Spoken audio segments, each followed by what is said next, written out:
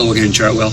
I wanted to take a few moments this morning just to update you on some of our plans for the fall and how we're going to move forward during this continued season of COVID.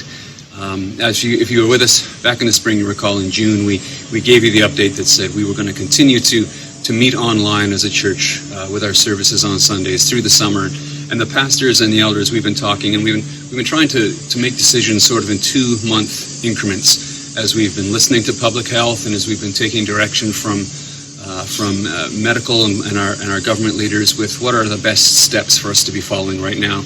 And so we want to take a bit of time this morning just to bring you up to date on what we're thinking about going forward for the next couple months into the fall. Our heart and our desire really is to do what is best and to do what honors not just our congregation, but our community at large and everyone who comes in contact with us. And so, being conscientious and compassionate and trying to love our neighbor in that way is really at the top of our minds as we talk and discuss and pray about the direction we should go.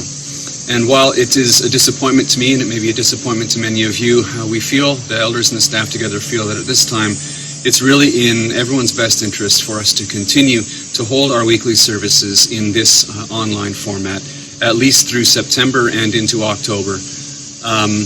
If you'd asked me in March, honestly, it's disappointing that we're not together.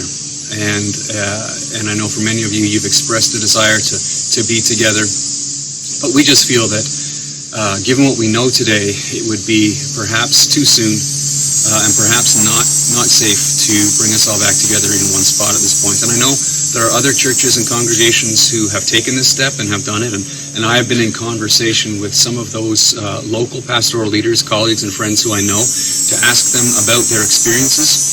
We've taken their experience into consideration in terms of what their programs have looked like and how well that has gone. But we've also really tried to respectfully take the input that you have provided to us.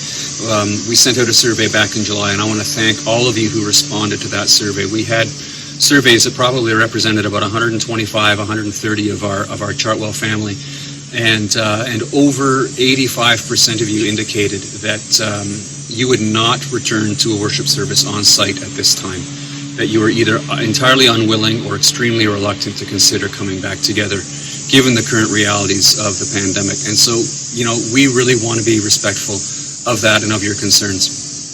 So, there's really two reasons why we feel at this point it's good for us to delay any formal gatherings until a little later in the fall. The first one is, when we look at the restrictions that we would have to put in place in order for us to have a gathering on Sundays, it seems like that those very restrictions would undo and erode the very things we're trying to accomplish and that are really driving our desires to get back together. And that is that we want to worship together as a community, and we want to be with one another again. We want to see each other and interact meaningfully with each other. And yet the restrictions would really impede that in a lot of ways. We would not be able to have more than 80 people in our sanctuary for our Sunday worship services, and take away the people who are involved, whether it's on the platform or in the technical departments or ushering or doing cleaning between services. That would really limit the number of people to probably closer to 70. All distanced, of course, everyone wearing a mask, no one able to sing, no one able to shake hands or hug or have coffee or snacks after the service or even mingle overly long in the foyer. We would have to move out following the service very quickly, both for space and distancing reasons, but also because we would need to clean the entire facility immediately in order to have another group come through. We would not be able to offer any children's programming whatsoever, given just the needs to try to keep environments safe and sanitary.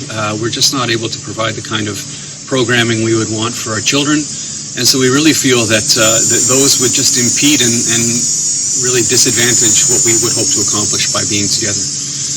The second reason we see that delaying our services until later in the fall might be a wise idea is what it truly gives us is the opportunity to observe and assess how things go with the back-to-school programs in the fall.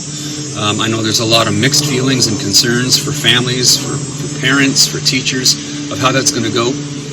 But we really believe that the back to school and the schools reopening in September is going to give us a bit of a barometer on how things are going. What does it look like when groups of people get back together in smaller settings for durations of time?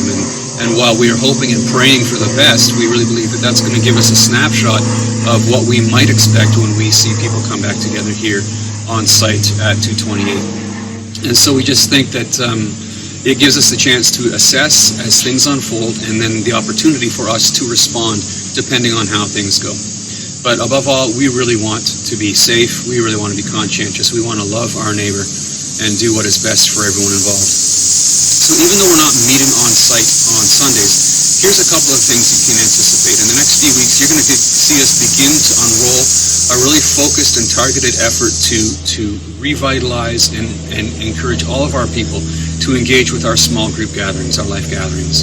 We're going to be working with existing small group leaders and some new small group leaders with some new small groups, some new formats to try and create opportunities for everyone in our congregation who wants to be connected with a small group. We're going to be able to provide space here at the church so that if people are not comfortable hosting groups in their own homes, we're going to be able to have people in well-ventilated, large, spacious rooms here at the church through the week where groups can gather for 90 minutes or so and be together and have that face-to-face time. And our hope and our desire is to see everyone in our church family have the opportunity to connect in a smaller group gathering where you can know others and be known, where you can pray for and bless others, and you can be prayed for and be blessed by others. That's our heart, that we don't lose all of our face-to-face time as a family.